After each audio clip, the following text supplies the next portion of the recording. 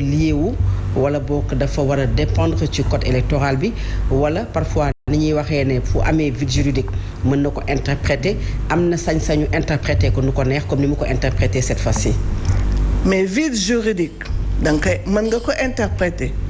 mais il y a des principes généraux du droit famille principe nga ni suppléant ak titulaire nga ni da ngay génne titulaire bàyyi suppléant mais suppléant moo tubaab la sax balaa muy nekk turu droit moo tubaab la suppléant maanaam bu kii nekkul fii yaay jël place am su fekkee ne liste ñi war a jël place rek place kan la ñuy jël nañ seet ndax jaar na yoon ndax xel nangu na loolu suppléer c'est-à-dire kii nekkatu fi yaa koy remplacer bu ñu nee nag ay ñoo xam dañuy remplacer rek la ku ñuy remplacer moo tax liste yi benn lañu benn image rek la man toujours mu ne nga jël lii rek ñu ne la benn la rek nga xar ko ci digg bi ne bii baax na bii baaxul ça ne va pas man ni ma gisee interprétation dañu war a interpréter en toute logique waruñu interpréter rek pour favoriser loolu la ñu war a génne suñu bopp conseil constitutionnel warul nekk juridiction yaa ma neex warul nekk juridiction yaa ma neex juridiction lii moo war a am la lii moo war a am jeex na point barre ci interprétation yi bu ñu gisee ne liste ñi nga xamante ne moom mooy yeneen coalition yëpp dañu nekk 53 liste coalition Yewwi Askan Wi nar a nekk 50 ñu bari jàpp nañ ne c'est la première fois une situation inédite mais beneen boo xamante ne dañ ci cité benn article bu ñu tuddee article L 179 tiré 2 maanaam képp koo xam ne tête de liste nga yow yaa war a nekk ci kaw muy tête de liste bi nga xamante ne moom mooy jiite liste nationale bi Benno Bokk Yaakaar Aminata Touré coalition Yewwi Askan Wi Ousmane Sonko beneen ak beneen bu dee suppléant yi foofu kan mooy nekk tête de liste bi photo bi naka lay demee ndax yomb na expliquer aujourd'hui aux Sénégalais. Fatou Abdou texte bi ma def dama ni li ma gis day niru li ñuy wax charabia épouvantable jaxase mélange boo xam ne xaw ma lan la mel na njambaan xam nga lu njambaan bien sûr loolu la ma yëf bi di niroo donc ñun mérité wuñu loolu parce que dañu am de grands juristes dañu am de bons juristes donc man mënuma comprendre lan moo ñu dal léegi temps yi nii te droit ci côté juge yi mais aussi ci côté législateur bi ki bind règle de droit yi kooku tamit war na di def attention parce que loi dafa war a leer nañ exceptionnellement rek la war a lëndëm am na loi yu lëndëm ñu war ko interpréter mais bu fekkee ni principe bi mooy ay loi yu lëndëm mais fu ñu jëm te ñu ne loi moom mooy organiser société su lëndëmee dara du organiser wu dañuy doxee ci suñu bopp yëkkati tànk yi ci kaw te loolu baaxul il nous faut des règles sérieuses yoo xam dañ ko élaborer ba mu baax a baax ba nit ñi mën ci sukkandiku bu fekkee ne mënuñu sukkandiku ci dara mais day nekk problème kon boog loolu war nañ ci delluwaat bu baax Assemblée nationale dafa am rôle bu am solo bu muy jouer moo tax man sax dama considérer ni lii am ni il faut ñu taxaw parce que il faut ñu am une Assemblée nationale légitime suñ ko amulee fuñ jëm fa la ñuy dogalee nag loi yi Assemblée nationale la muy dem na mu demee day feeñ ci loi yi ñuy defar te loi dafa lu sérieux la loi lu garaaw a garaaw la kenn du ko fooy te dafa war a leer léegi nañu xam ni loi bu ñu def dafa war a leer rarement la ñu war a gis loi naan bii leer na wala leeru mais le principe c'est que dafa war a leer. Sinon c'est pas bien. mais qu'est-ce qui peut amener peut-être bu ñu waxee les 7 sages quand on parle de sage ça renvoie à la sagesse lan moo mën a indi ba ñi nga xamante ne tey ñoom ñoo waroon wax le droit nga jàpp na yow dañu ko salfaañi ak ëllëg ñu ngi wax une manifestation de la coalition Yewwi Askan Wi dégg nañu coalition Gëm Sa Bopp bi wax ne dina ci joindre lan moo ci nekk seen responsabilité bu ñu yeggee ci ay mouvement yoo xamante ne mën na indi peut-être jëye un peu ci Sénégal. Bon, responsabilité c'est une responsabilité partagée waaw parce que ñi jël décision yi ñu ngi ci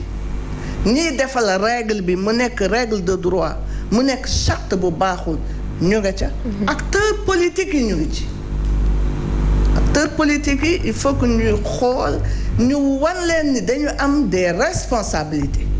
acteurs politiques yi waruñu fooy askan du tout nañu fexe bu ñuy manifester ba ni dañu am droit à la manifestation ñu def manifestation boo xam ne deret du tuuru kenn du toj yëfu jàmbur suñu ko defee tooñ nañu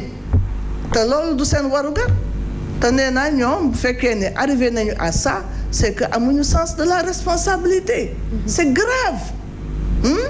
porter atteinte à l'intégrité de quelqu'un deret tuuru wala ñu rey nit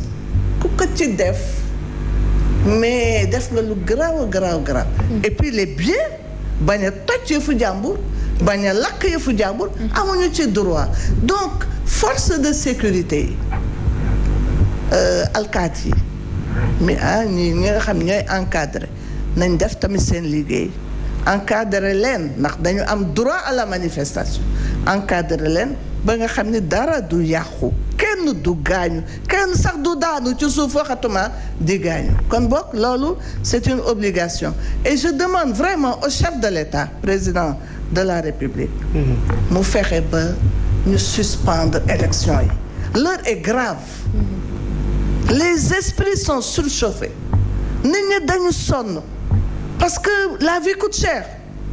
néewuma ñoom ñooy responsable c'est une responsabilité collégiale au niveau mondial mais résultat bi mooy nit dañu sonn ñi ñu valider seen candidature ils disent le contraire qu'il faut aller aux élections c'est pas parce que 2 coalitions am nañu ay jafe-jafe qu'il faut suspendre ces élections ou reporter ces élections pour faire plaisir ci ñaari coalitions yooyu. Mais il faut faire des choix gis nga àddina day am moment yoo xam ni il faut nit ki def choix yow bu fekkee ni da nga considérer sa waxtu ñëw na da ngay choisir entre forcer pour ñu dem wala forcer pour dëkk bi yàqu man dama yaakaar ni nag ku ci nekk ci ñun na choisir dëkk bi bañ a yàqu kenn benn deret bañ a tuuru fitna bañ a am ndax am nañu yeneen yu ñu xalaat am nañu yeneen problème yu ñu war a régler ku ñu ci dollil nag sonal nga ñu ku ñu ci dolli sonal nga te amuloo sens de la responsabilité kon boog man li ma yaakaar ni mooy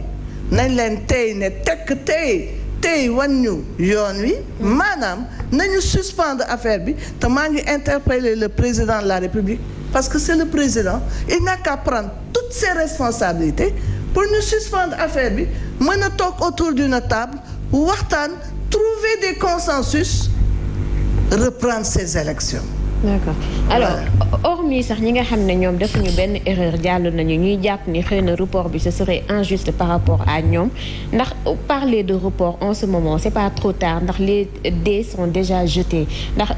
waruñu xaar ba weesu ko bu ko defee ñu càmbar erreur yi nga xamante ne moom la ñu defoon wala quoi ki ñu waxtaanee ko wala def ay réformes pour prochaine fois. mais su fekkee ni jàmm dina ne ñooy kenn du ko waxati. waaye nag situation bi dafa jaxasoo situation réew mi bu ko kenn sofanteel dafa jaxasoo xel yi daluñu parce que xamuñu de quoi demain sera fait léegi kon bokk nañu arrêté lii parce que lii ni muy gisee muy demee xel yépp mën nañu yaakaar ni problème dina am ñaanuñu ko nag moo tax daal man bu doon sama sago dañuy suspendre waxuma ñu annuler suspendre toog réfléchir seet lan la ñu war a def dem ci na mu gën a jekkee na mu gën a rafetee man benn toq deret sax bu waddee rek sax c'est que c'est un échec te ñaanuñu échec am kon boog loolu daal je pense que c'est un haut sens de ce serait un haut sens de la responsabilité ku mel ni man yaay laa donc te jigéen laa te man dama mës diriger université institut bu mag boo xam c'est africain bu ñuy wax institut des droits de l'homme et de la paix